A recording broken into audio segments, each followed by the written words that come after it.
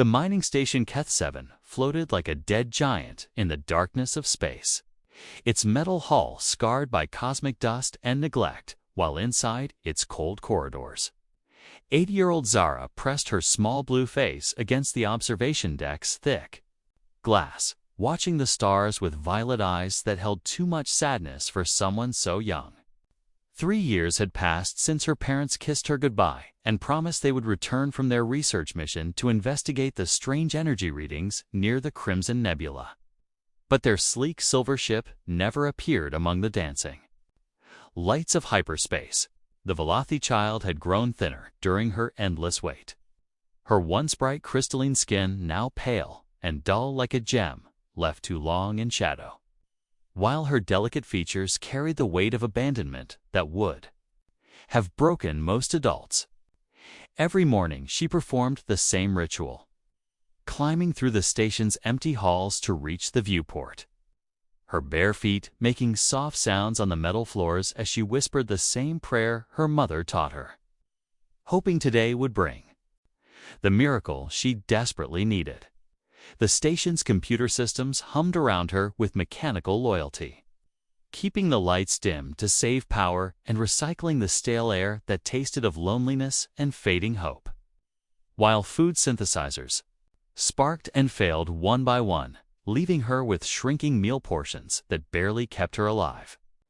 She had learned to fix simple problems by watching old maintenance videos on her parents' personal tablet, her small fingers working with surprising skill as she rewired circuits and replaced basic components, turning the massive station into her strange mechanical companion that responded to her touch. When scavenger ships occasionally docked at the lower levels, their crews searching for valuable metals and equipment, Zara would disappear into the ventilation shafts like a ghost, crawling through the narrow spaces on her hands and knees, while listening to their rough voices echo through the walls. These strangers frightened her with their loud laughter and heavy footsteps, their alien faces twisted with greed as they stripped away pieces of her home, never knowing that a child watched them from above with tears streaming down her cheeks. The loneliness had become so crushing that she created imaginary friends from the shadows on the walls, giving them names and personalities as she held conversations that filled the terrible silence. While her dreams were haunted by memories of her parents' warm embrace and the sound of their voices singing old Velothi lullabies, sometimes she would find herself talking to the empty chair where her father used to sit during their evening meals. Or she would set 3 plates on the table instead of 1, pretending they were still coming home for dinner. The station's automated systems had been programmed to last for decades, but even machines could not replace the human touch she craved, the gentle words and loving care that every child needed to grow and thrive in a universe that seemed increasingly cold and uncaring. Her small world consisted of 17 rooms, connected by corridors that stretched like metal veins through the station's body. Each space filled with memories of better times when laughter echoed off the walls and family warmth made even the deepest space feel like home. As another day faded into the artificial night cycle, Zara curled up in her parents' bed, clutching the small stuffed creature her mother had given her, while the station's long-range sensors suddenly detected something new approaching through the cosmic void. The computer's gentle voice announced an incoming vessel, different from the rough scavenger ships she had learned to fear. And for the first time in 3 years, Zara felt a spark of something she had almost forgotten how to feel, a tiny flame of hope flickering in the darkness of her broken heart as she wondered if today might finally be the day her long wait would end. The human salvage ship Wanderer docked at Keth-7's main port with a gentle thud that vibrated through the station's metal bones, and Captain Sarah Chen stepped onto the dusty platform with her scanner in hand, expecting to find nothing but empty rooms and broken machinery, when suddenly her device detected signs of recent life that made her heart skip a beat. Sarah was different from the rough scavengers who had visited before. her movements careful and quiet as she explored the corridors with brown eyes that missed nothing, her weathered face showing the kind of wisdom that came from years of traveling the galaxy and seeing both its wonders and its cruelties, while her crew began cataloging salvageable equipment in the lower decks. Sarah noticed small details that others had overlooked: a child-sized handprint on a dusty control panel, 3 plates set carefully on a table, and tiny repairs made with delicate fingers that spoke of someone desperately trying to keep their world from falling apart. The discovery sent chills down her spine as she realized this abandoned station held a secret that would change everything, and she began calling out softly in Standard Galactic, her voice echoing through the empty halls like a gentle song that promised safety instead of danger. High above in the ventilation system, Zara pressed her eye to a grate and watched this strange woman with growing curiosity. Noting how Sarah moved with purpose, but without the greedy haste that marked other visitors, her voice carrying a warmth that the child had not heard in 3 long years. Sarah's maternal instincts, sharpened by raising 2 daughters back on Earth, told her that someone small and frightened was hiding nearby. So she began leaving gifts at various locations: protein bars from her personal supply, a small blanket that smelled of home, and a music box that played a gentle earth melody that drifted through the station like hope made audible. For 2 days, this careful dance continued, with Zara watching from hidden places as Sarah demonstrated patience that seemed impossible to the abandoned child. Never rushing or demanding, simply offering kindness without expecting anything in return. On the 3rd day, Sarah sat beneath the ventilation grate where she knew Zara was hiding and began speaking in broken Valathi phrases she had learned from the station's cultural database, her pronunciation clumsy but her effort sincere, as she told the child that she was not alone anymore. The sound of her own language spoken by this gentle stranger broke something inside Zara's heart, and she whispered her first words to another living being in 3 years, her voice so soft that Sarah had to strain to hear the Valathi greeting. That meant, "I see you with peaceful eyes." Through patient conversation conducted through metal grates, Sarah learned about the research mission that never returned, about parents who had been studying cosmic anomalies near dangerous space, and about a little girl who had survived on pure hope and mechanical companionship while the galaxy forgot she existed. Sarah's crew grew impatient as their captain spent precious time and resources on what they saw as an unnecessary delay. But something in Sarah's protective nature refused to abandon this child, who reminded her of every lost soul she had ever encountered in her travels through the stars. When Zara finally revealed that she had been recording and analyzing subspace transmissions for years, searching for any trace of her missing parents, Sarah felt a surge of admiration for the child's intelligence and determination, qualities that reminded her why humans and other species could find common ground in the vastness of space. The breakthrough came when Zara, encouraged by Sarah's genuine care, shared the encrypted data she had collected, including suspicious transmission fragments that suggested her parents' ship had not been destroyed by cosmic forces, but had been captured by something far worse, setting the stage for a revelation that would test the limits of human compassion and courage. On the 4th day, Zara finally emerged from her hiding place like a ghostly butterfly, her small blue form trembling as she stood in the doorway of the main corridor, violet eyes wide with a mixture of hope and terror as Sarah slowly turned around and smiled with tears streaming down her face at the sight of the brave little girl who had survived so much alone. Sarah knelt down to Zara's eye level and spoke in gentle Valathi words she had practiced for hours, telling the child how beautiful and strong she was, while Zara stared in wonder at this human woman who seemed to glow with warmth and safety in a way she barely remembered from her distant past.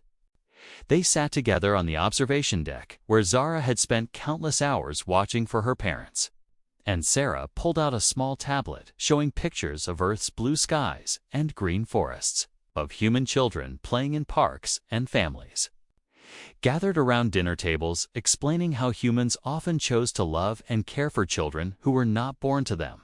This concept amazed Zara, whose species typically lived in strict family clans where blood connections determined everything. And she listened with growing fascination as Sarah described adoption ceremonies and blended families where love mattered more than genetics. Sarah taught Zara simple human card games, their laughter echoing through the station's halls for the first time in years, while the child's natural intelligence shone as she quickly mastered each new game and began inventing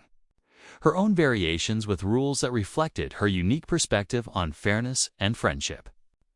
During quiet moments between games, Zara showed Sarah the massive collection of subspace transmissions she had intercepted and organized with scientific precision that would have impressed researchers twice her age, each signal carefully cataloged by date, source, and content as she searched desperately for any mention of her missing parents. Sarah's heart broke as she realized the depth of Zara's dedication and the sophisticated understanding of communication technology that the child had developed out of pure love and desperation, while her own military background helped her recognize patterns in the data that Zara had been too young to interpret. Together, they worked through the encrypted messages, Sarah's tactical training combining with Zara's intuitive grasp of alien languages, until they discovered fragments of coded transmissions that mentioned Valathi researchers being transported to forced labor camps in the Outer Rim territories. The breakthrough came when they decoded a partial manifest that listed 2 Valathi scientists matching her parents' descriptions as being held by the notorious Korthak Syndicate, a criminal organization that operated beyond the reach of galactic law and specialized in enslaving brilliant minds from various species. Zara's excitement was overwhelming as she realized her parents might still be alive, her small hands shaking as she begged Sarah to help her mount a rescue mission,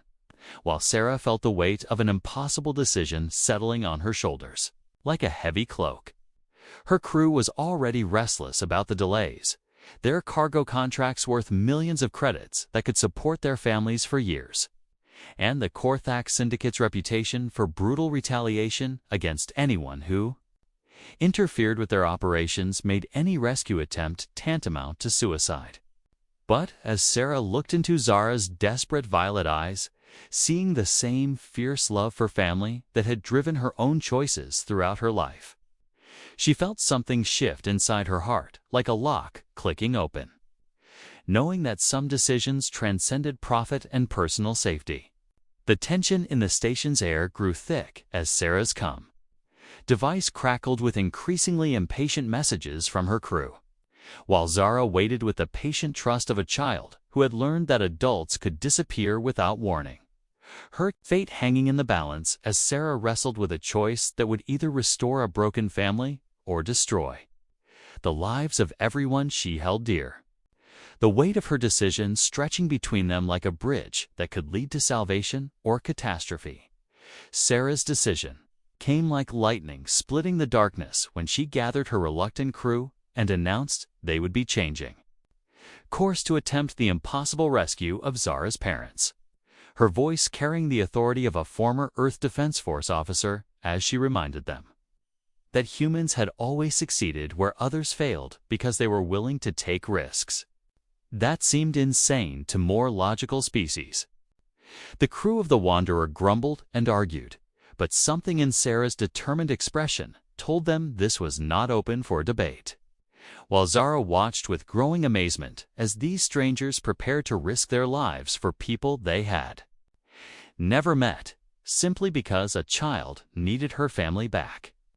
Their destination was Zarian 4, a barren prison moon orbiting a dead star,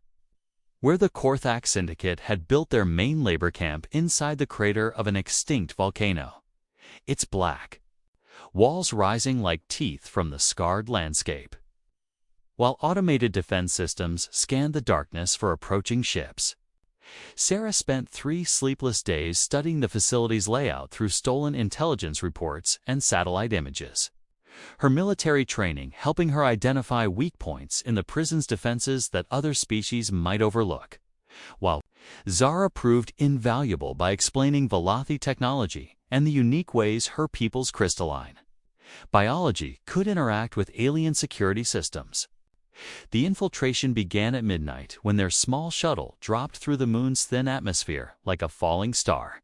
its stealth coating hiding them from the prison's sensors, while Sarah piloted with the steady hands of someone who had flown through worse dangers in Earth's liberation wars. They landed in a rocky canyon 3 kilometers from the main facility, and Sarah's crew moved through the alien landscape with tactical precision that impressed even Zara, who had never seen humans work together with such deadly efficiency and unshakable trust in each other's abilities. Zara's small size became their greatest advantage as she crawled through ventilation shafts and maintenance tunnels that were too narrow for adult bodies, her delicate fingers working with electronic locks and security panels, while her violet eyes adapted to the darkness better than any human technology. The prison held hundreds of beings from dozens of species, all brilliant scientists and engineers whose minds had been enslaved by the syndicate to work on weapons and illegal technologies. Their faces hollow with despair as they labored in chambers that reeked of fear and hopelessness. Sarah felt her heart breaking as she witnessed the cruelty that sentient beings could inflict on each other. But her anger gave her strength as she and her crew systematically disabled guard posts and freed entire cell blocks while Zara searched frantically through the maze of corridors for her parents. The moment of truth came when they reached the high-security research wing, where Zara's enhanced hearing detected the familiar sound of her mother's voice speaking in rapid Velothi to another prisoner, and the child had to bite her hand to keep from crying out as 3 years of waiting culminated in this single heart-stopping instant. But when they finally broke through the reinforced door and Zara saw her parents for the first time since that terrible goodbye, her joy turned to horror as she realized these broken, scarred beings were barely recognizable as the loving scientists who had raised her, their eyes empty and their bodies bearing the marks of years of brutal treatment that had shattered something essential inside their souls. The rescue succeeded as alarms blared and Sarah's crew fought their way to the shuttle with dozens of freed prisoners. But Zara's reunion with her parents was nothing like the joyful embrace she had dreamed of for 3 years as they stared at her with confusion and fear, unable to fully comprehend that their little girl had grown up alone while they slowly lost themselves in the darkness of captivity, setting the stage for a heartbreaking discovery that would challenge everything Zara believed about family and love. Back on Kethsaven,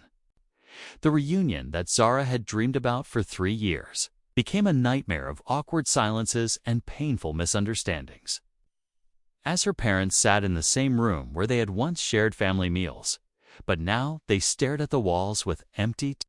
expressions and flinched whenever their daughter tried to touch them, their minds trapped in the dark memories of captivity that made even love feel dangerous. Zara watched in growing despair as her mother struggled to remember her favorite lullaby and her father jumped at every unexpected sound, their trauma so deep that they barely recognized the brave young girl who had orchestrated their rescue. While Sarah observed from the doorway with a heavy heart that understood the cruel truth about some wounds that time and love alone could not heal. The child who had survived 3 years of abandonment through pure hope now faced something worse than loneliness as she realized her parents were physically present but emotionally unreachable, their broken minds unable to provide the safety and love she had craved during her endless wait in the empty station. Sarah found Zara crying in the observation deck where their friendship had begun, the little girl's shoulders shaking with sobs that came from the deepest part of her soul as she whispered that maybe she was meant to be alone forever. That even rescuing her parents couldn't bring back the family she had lost when they first disappeared into the darkness of space. In that moment, Sarah made a decision that would echo through galactic history as she knelt beside Zara and spoke words that changed everything. She wanted to adopt the child as her own daughter, to give her the stable, loving home that every young being deserved, while ensuring her biological parents received the best medical care and therapy available in the civilized galaxy. The legal process was complex since no human had ever formally adopted an alien child. But Sarah's determination moved mountains of bureaucracy as she worked with galactic social services to establish precedents that would protect Zara's rights, while honoring both human and Valathi customs of family formation. Zara's parents, during one of their rare moments of clarity, gave their blessing to the arrangement with tears in their eyes, understanding that their daughter deserved better than the shadows they had become, while Sarah arranged for them to live in a peaceful healing center where specialists could help them slowly rebuild their shattered minds. The adoption ceremony took place aboard the Wanderer with Sarah's crew serving as witnesses. And as the official documents were signed, Zara felt something she had never experienced before: the absolute certainty that she was wanted and valued. Not as a burden or obligation, but as a cherished member of a family that had chosen her with open hearts. Sarah's crew, initially reluctant participants in this adventure, had grown to love the brave little girl who brought laughter back to their ship, and they welcomed her as their honorary niece, with gifts and promises of protection that made her feel like the luckiest child in the galaxy. As the Wanderer prepared for hyperspace jump to their next destination, Zara stood in the navigation room wearing a small crew uniform that Sarah had specially made, her violet eyes bright with excitement as she learned to plot star courses and operate communication systems that connected her to the vast network of human colonies scattered across the galaxy. The story of the human captain who risked everything to save an alien family spread through space stations and trading posts like wildfire, inspiring other species to reconsider their understanding of love and loyalty, while proving that the strongest bonds were not always those of blood, but those forged by choice, sacrifice, and the uniquely human belief that every child deserved to be loved unconditionally, regardless of the circumstances of their birth.